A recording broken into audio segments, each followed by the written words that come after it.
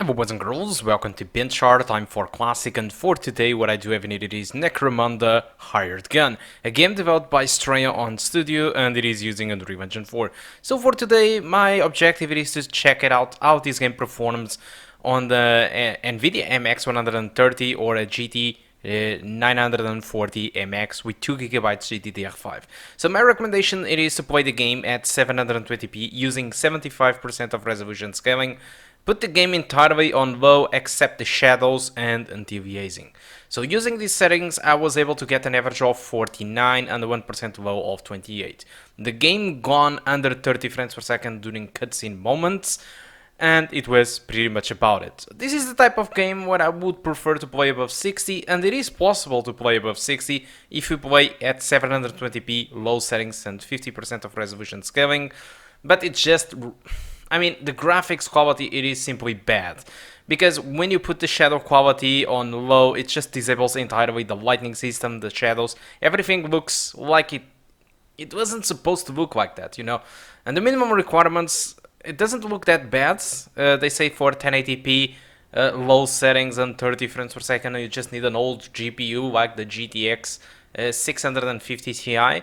Probably it is as much powerful as the MX130, I don't know.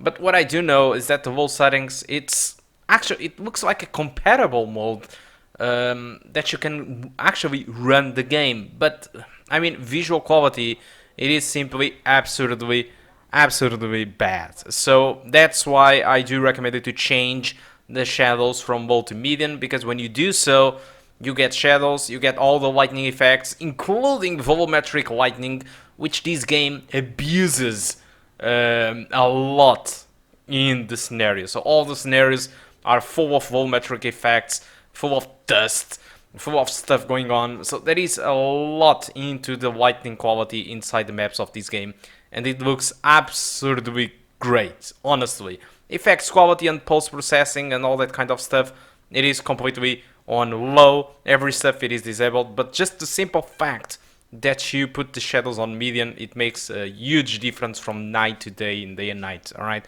so that's why I do recommend you to do so. Although, yeah, the experience is not great. This is a very fast shooter, all right, and having frame rates going between 30 to 60 frames per second, it makes an experience not so great, but it is possible. And if you want to run the game, and if you want to complete the game from beginning to the end, you now know that if you have an MX130 with 2GB of GDDR5 or an Nvidia GT 940 MX with 2GB GDDR5, you know that you can do, and this is the type of experience that you will have while playing with this graphic card. Now, at the moment, this game it is suffering from some small issues of stuttering. This is a non-issue. So the developer team behind this game already communicated that this is a known issue. It's there on the Steam forums for this game. They are aware that the game it is suffering from stuttering when enemies spawn. Alright. So yeah, this is a verified stuff that does happen whatever if you play in DirectX 11 or DirectX 12. It happens in both versions. So the thing is, they will fix it. Eventually, they will release a patch that eventually will fix this, and probably in the future it will be a much more smoother experience than what we have. Because you will notice during this gameplay that sometimes the game just stutters hardly. This is when enemies do appear on the scenario when they spawn. You can't see them spawning; they just spawn behind doors and stuff like that. And when that happens, the game just stutters. So eventually that issue will be fixed, and as soon as that gets fixed up, we can expect smooth sailing regarding performance on this game, with frame rates of course in between 30 to 60 frames per second with these settings. So now let's talk a little bit about the game. Necromunda Hired Gun, it feels that this game really took a lot of inspiration of Doom and Doom Eternal, especially because core gameplay, it is very fast. You can do tons of stuff like sliding around, double jumping, and there is also a grappling hook, which I didn't add at the time of this video. But yeah, this game inspires tons of movement, and pretty much shoot on sight enemies.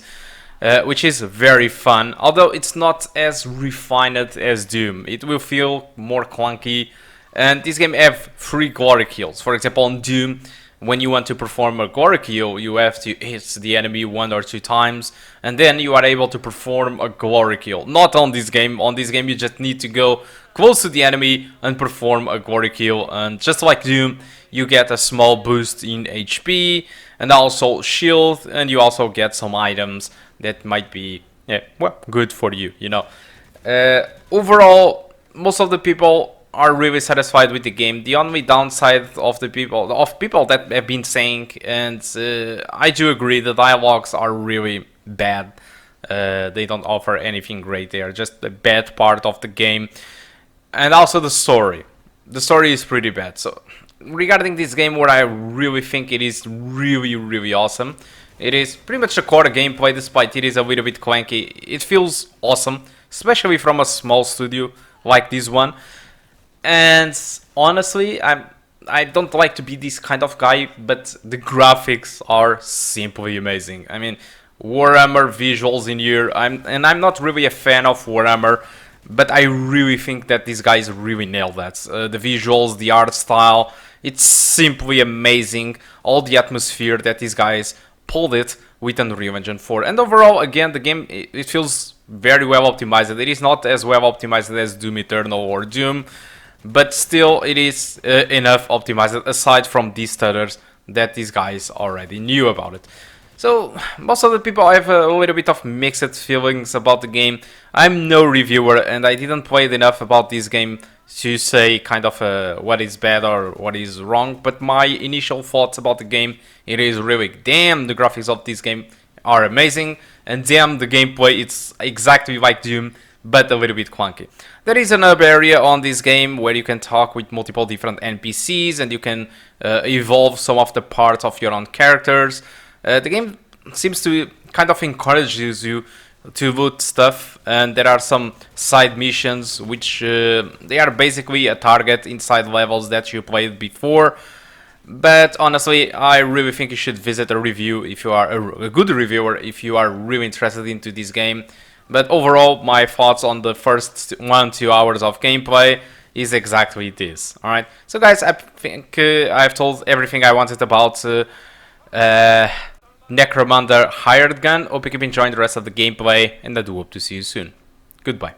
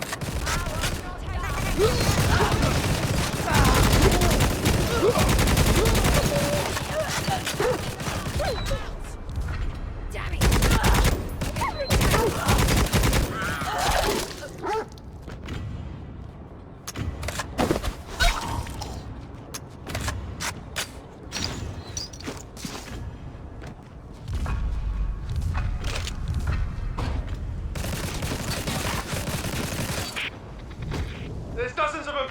What the hell? Heavily armed too. I'm gonna hold them here until... Fatal! Fatal! Where are you? Leto! What the hell's going on? I heard. I'm on my way.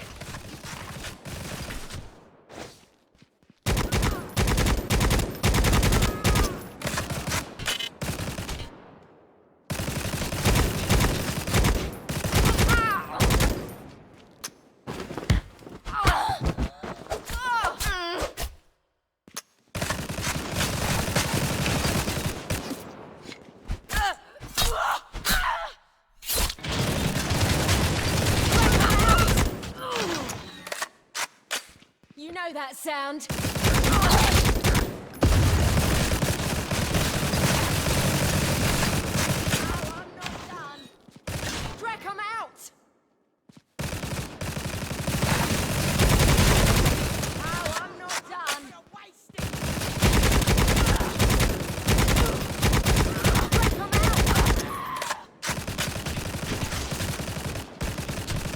Try this one on, scum!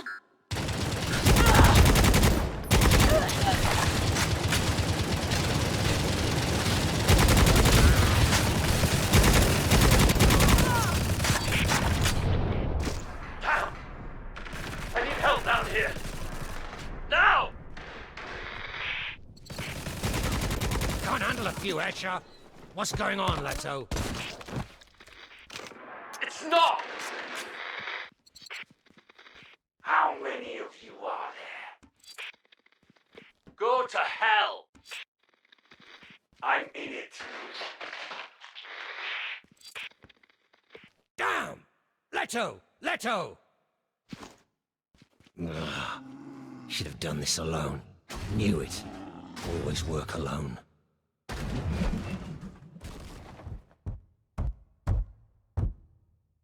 Let the brute have a little fun.